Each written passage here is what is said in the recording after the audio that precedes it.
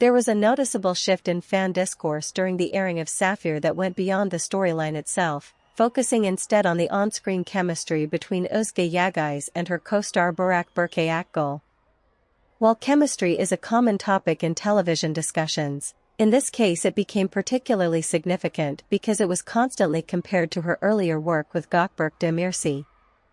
On platforms like Reddit and Turkish fan forums, viewers debated whether the emotional connection in Sapphire felt more intense or less authentic than what they had seen before. Some argued that the newer pairing allowed Yağız to explore a more complex emotional range, while others felt that the spontaneity and subtlety of her previous on-screen dynamic had not been fully replicated. These discussions often included detailed analysis of specific scenes, with fans pointing out differences in pacing, dialogue delivery, and nonverbal interaction. At the same time, a separate line of discussion emerged questioning whether these comparisons were fair, given that the narrative context of Sapphire was significantly different, involving darker themes and more extreme emotional situations.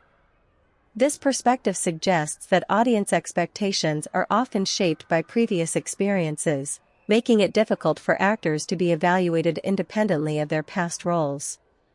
Interestingly, some viewers also noted that the intensity of these comparisons seemed to decrease over time, as audiences became more accustomed to seeing Yağız in different contexts, indicating that repeated exposure can gradually shift perception.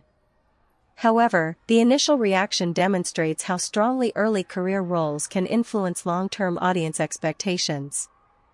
This ongoing conversation reveals how chemistry is not just a product of performance, but also of audience memory, raising the question of whether actors can ever fully redefine their on-screen identity once a particular dynamic becomes deeply embedded in public perception.